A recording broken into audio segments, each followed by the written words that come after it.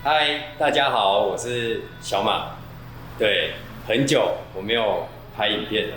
之前呢，因为在忙一些公司的事情，所以我们的 YouTube 有点搁置了。那现在我们开始慢慢的会再推出很多的凹痕修复相关的影片，所以希望大家可以来关注我们。除了凹痕修复的教学啦，或者是我挑战一些比较困难伤的凹痕啊。大众的凹痕啊，我们都会拍成影片，拍成视频。OK，今天的这支影片呢，我们要来修韦氏牌上面的凹痕。那它只是一个很小很小的凹痕啊，但是它的钣金是非常硬的。那我们就开始来看一下我身后的这一台韦氏牌。好，那我们今天呢要修的不是4轮的汽车，而是2轮的 Vespa 经典车款 Primavera。应该是这样念吧，我没有念过意大利文，不知道发音正不正确。不过我知道车主是位漂亮的女孩，那她配上这辆车啊，一整个时尚魅力整个暴走。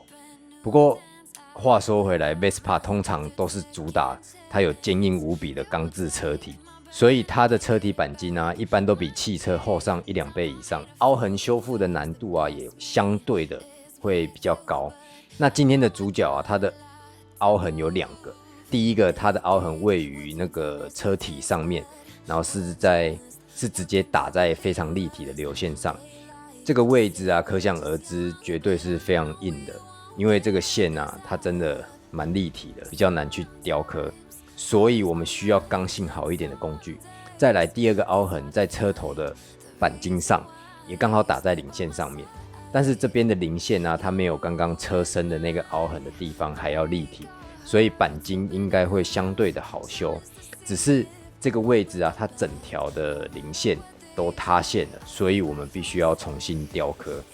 那我们现在要找维修通道。OK， 那韦氏牌它有一个特征，就是它的那个车子里面的行李箱打开来，里面的那个筒子是可以拿出来的。对，那我们现在把它打开来。那这个筒子啊，置物箱它是可以抬起来的。抬起来的之后呢，这边都可以钣金都可以都会露出来，所以我们就可以直接从这个洞里面进去修。然后这片金属呢，它有一个比较好的杠杆，那我们工具进去就可以直接顶到这边。那前面的可能会比较难处理，前面的这一个啊，我们可能就会把它的这个灯拆掉。那拆它的话也，要松几颗螺丝。那这边可能要跟大家说一下韦氏牌的这个手套箱啊，它蛮特别的。那很多人不知道怎么开，对，它只要我们把店门打开来之后，往里面压一下，它就会开了。这是韦氏牌比较特别的地方。OK， 那我们现在把这2个螺丝把它卸掉。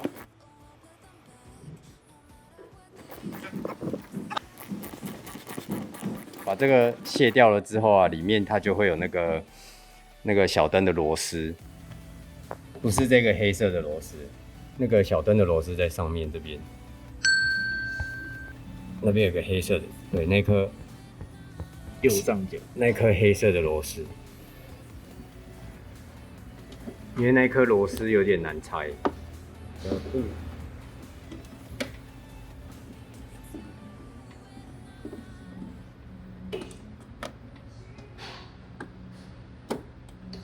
螺丝松完之后呢，这个就可以直接把它拿出来了。等它拿出来之后，线就可以把它拆掉。线拆掉，这边就整个都悬空了，应该是蛮好修的啦。只是我们要找一下杠杆，看可不可以用这个杠杆，这片铁的杠杆去支撑它来顶它。好，那我们就开始动工啦。先把这上面的刮痕抛一抛。在抛刮痕前，我们先将刚刚拆下来的小灯再把它盖回去，避免一些水汽还有粉尘，等一下会喷到里面去。接着我们清洁一下车体的表面，去除一些车体上面的脏东西跟颗粒。然后拿一卷纸胶带将镀铬饰条贴起来，避免等一下会抛到。另外，车主的小灯也有做熏黑的贴膜，所以我们也将小灯有可能会抛到的边缘贴起来，避免等一下会伤到它的贴膜。接着就可以拿粗蜡跟抛机将刮痕抛掉。那等一下我们需要用胶拉，所以将那个漆面稍微抛一下，也有一个清洁的作用。因为车子常常在外面行走，常常会有一些油墨跟脏东西附着在车上面，很难弄掉。所以这时候我们用粗蜡将它抛掉，也可以达到一些清洁的效果。等一下我们在胶拉的时候，在粘胶的时候，它的那个拉力跟粘性才会很完整的粘在我们的精油上面。这就是我们 PDR 专用的热胶，那我们会挤在上面，把胶挤在上面，然后贴在凹痕的地方。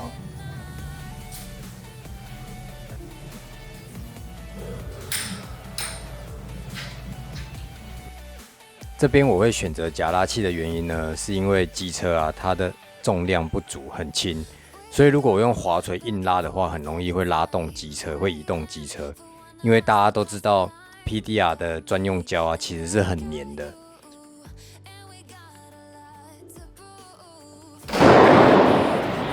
哇，外面在下大雷雨了。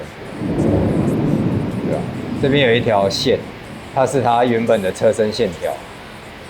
对，那它一直到这边来。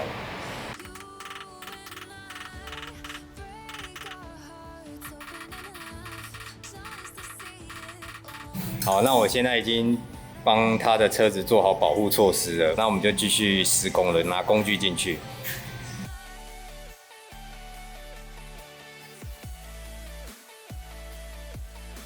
好，现在敲了差不多之后，线有稍微顺了啦，但是上面还是有皱褶、凹凹凸凸的。现在呢，我们就要用工具进去把它修好。我们的目的就是要让它线可以很顺。OK， 我们继续。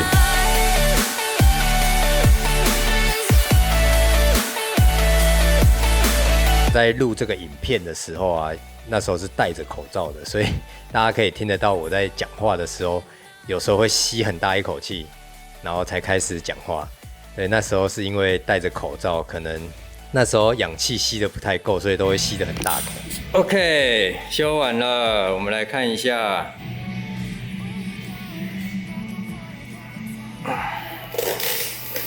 们拉远一点看，这光板有点远。OK， 那我们再看一下横的。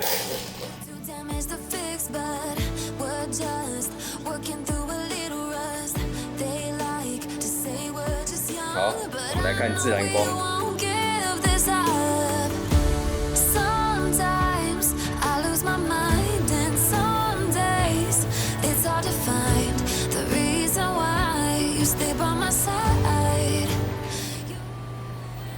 哇，修完了，我手现在好痛哦。这个尾式盘的钣金超硬的，大家可以看一下那个线条的那个顺畅度，还有自然光的顺畅度，其实我们可以看到很顺畅。那只是它上面有一点掉漆，这个我们就没办法，我们尽量帮它抛。不过没有凹的状态下，这台车看起来是也都还不错的。刚刚用超大力的，大家看，好，大家看一下我的手都长点起泡了，超痛的。对啊，我用超大力的。OK， 那这个伤我们就修完了。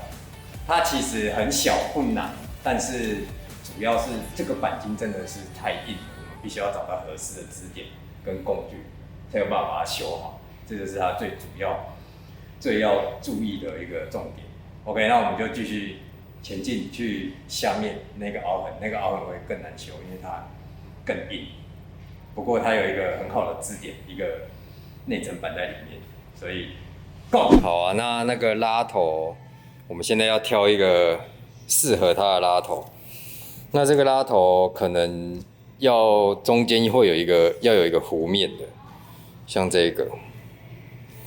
它中间有个凸起来的弧面，或者是像这种会有个弧面的。好，那我们就拿这个，或者是这个，它中间有个弧面，这很适合拉这个零线上面，或者是折线凹痕。这个也拿看看。好，那我们就用这个试看看。那像折线的这种拉头啊，这可能就比较没办法了，因为那个零线上面有点太硬了，啊，这个又比较扁、比较细，就不太适合。那我们就用这几个试看看。好，我现在选的这3个拉头啊，都是我很常拿来拉零线上面的浅凹或是深一点点的凹所用的拉头。那这个是从美国的拉卡买的拉头，它跟等一下有一个黑色的拉头一样，中间都是有一个隆起的弧面。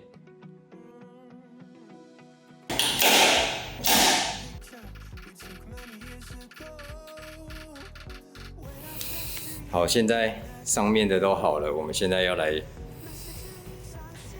看直的方向。那现在我们要把这边都顶起来，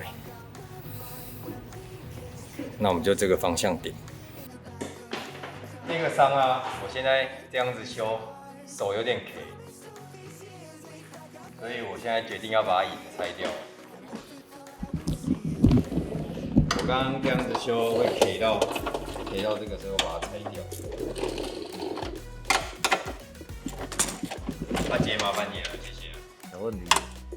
把椅子拆掉。Yes， 空旷，这样子就很好修了。好，开工。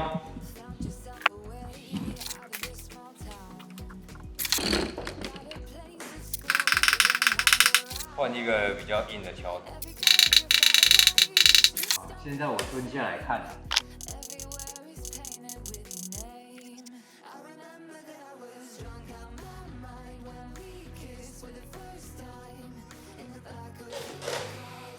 差不多，可是线条还是有一点乱，所以我们要来细修一下。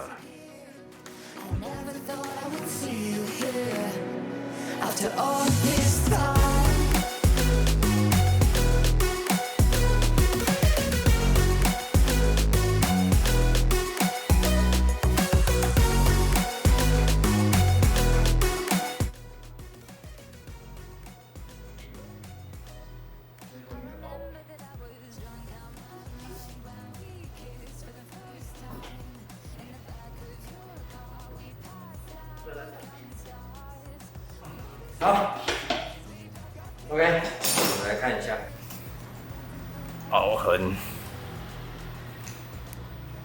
有没有还不错顺啊。OK， 那我们来看一下自然光。那影片也到最后了，不管是光版的呈现或是自然光的呈现啊，你们看都是很棒的修复结果，都很均匀，都是很漂亮的。这边我要谢谢大家对我技术的信任还有支持，我的每一部影片啊都是很用心的制作，并期望能传给每一个人有不一样的新知识，也希望每一个看过我影片的人都能获得一些新的技巧还有工具的使用。最后，如果你们想学更多的影片呢，你们可以上 Dan Channel 订阅我的频道，未来将会有更多不一样的影片给大家。谢谢大家的观看，一样我们就下支影片再见啦，拜拜。Would you come around? I will keep you safe and sound.